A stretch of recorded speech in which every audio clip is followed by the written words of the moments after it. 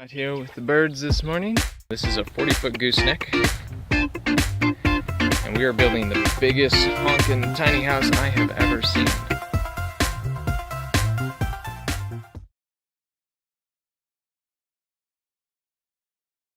Leveling a trailer. So this thing's 40 feet long and 112 inches wide, and it's really important that this thing is level. Because as you can imagine, if you start building on top of it and you're trying to plumb your walls and get everything straight, you'll be plumbing the walls level, and you'll be getting your walls what you think the platform is level, but it's not. And then you're going to have crooked windows, crooked walls, everything's going to be all messed up. So you got to make sure and get the trailer nice and level. So what I've done is I've got these blocks here at the corner. Take that off. So I've got a block there, block there, block there, and block there. And then I've got a string going, a high tension string going across there, pulled extremely, extremely taut. And then I've got my little line level, which is right here. As you can see, I've already gotten it level. But just wanted to kind of point out what I've done. So I've got it level running lengthwise that way and lengthwise this way. And come on, camera, focus. And then I've got it level coming across here. You really need to check everything. So if you level, let's just look at this theoretically. If you level this end of your trailer and jack up this side of your trailer to get it level across here, well, that's great. But now you may have messed up the level running this way, because now that corner's higher, and now maybe this whole line is off. So let's say you come down here and you jack this up to get it in line with that. Well, now this side's going to be messed up. So then you got to jack up this side, and you just have to keep on checking. I don't know if there's a specific method for doing it, but basically what I did was, when I brought the trailer in here, we tried to level it as best as we can. I don't know if you can tell, but the ground slopes like this. Let me get down on the ground so you can see.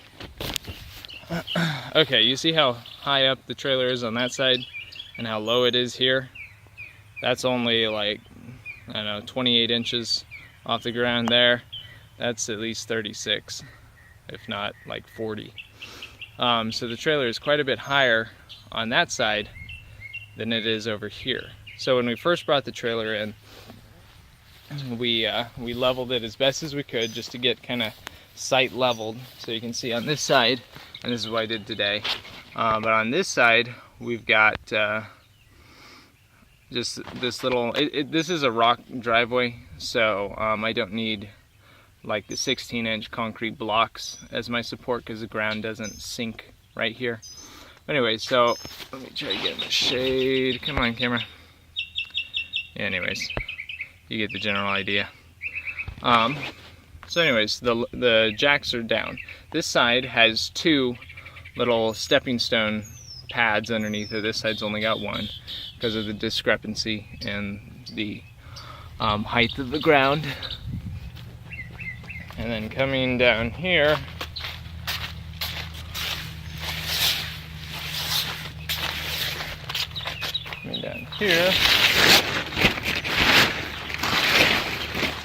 underneath the trailer, I've got it blocked up down here because I need to jack this up. But we got it as level as we could on the end down there.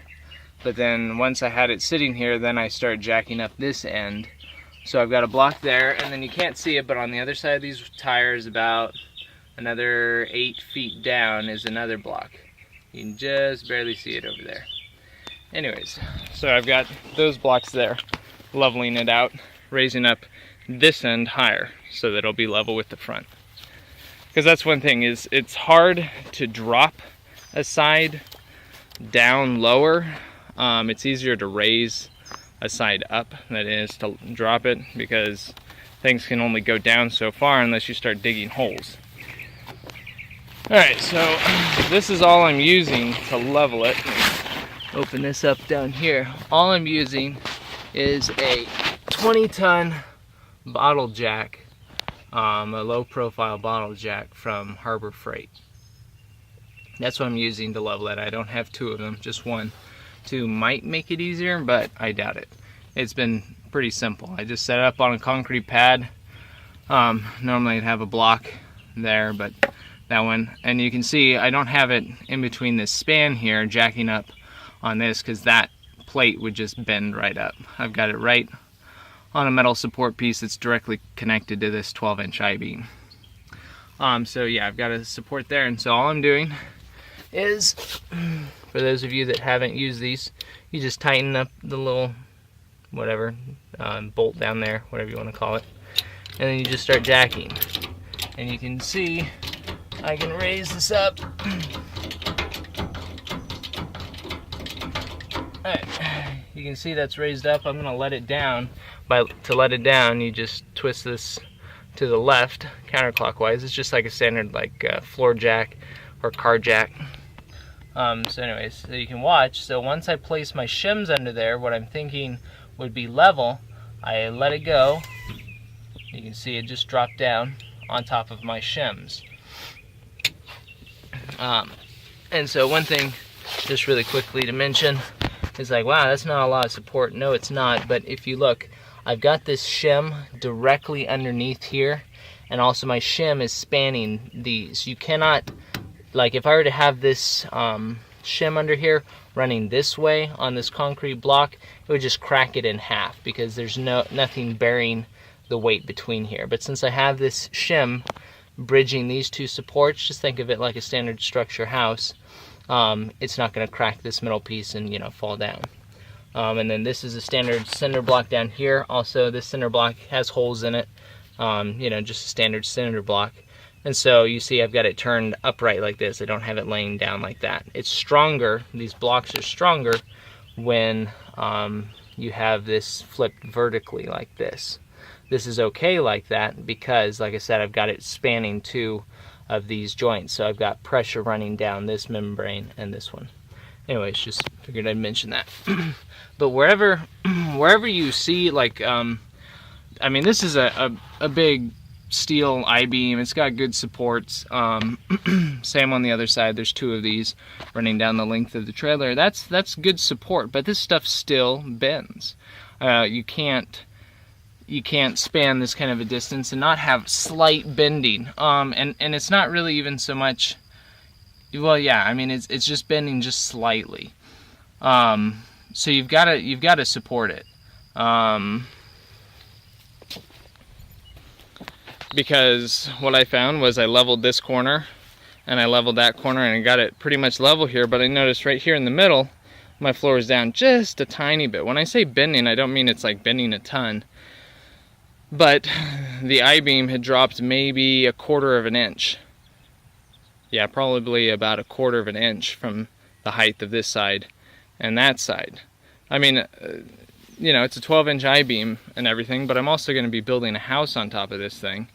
So it's just a good idea to block up and support underneath, a span like that. And once this house gets set, wherever it's going to eventually be set, we'll block it up there as well.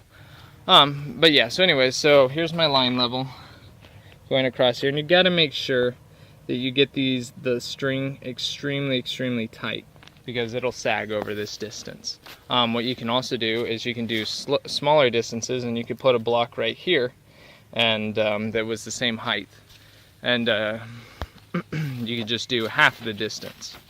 All I did was I just went around and I made sure that everything was the correct height from the deck, and adjusted the string as necessary and got my level. And then my 6-foot level here, I got this one from Harbor's Freight as well.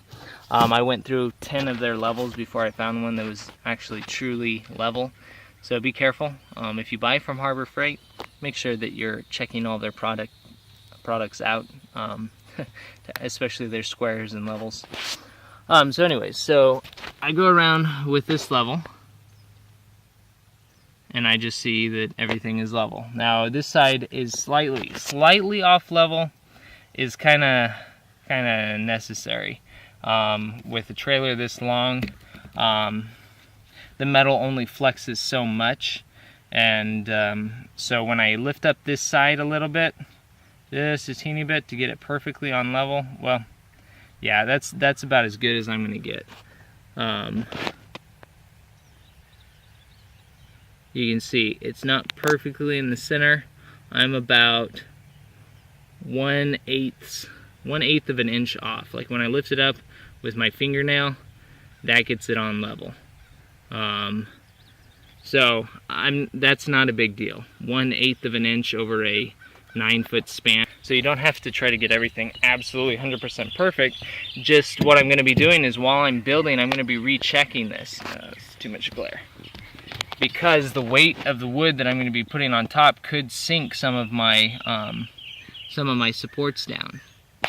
So you can see there, it's actually the camera. I can't tell if you guys can see whether it's level or not, but this is actually pretty good on level. It's like right there in the center.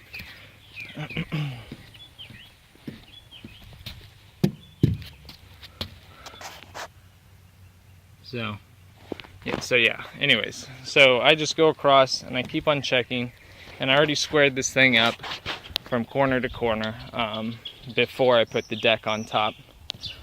So now, the reason why, and you guys may have noticed this, that I'm leaving the deck on overhanging. You see that? I'm overhanging about 18 inches on both sides of the actual frame.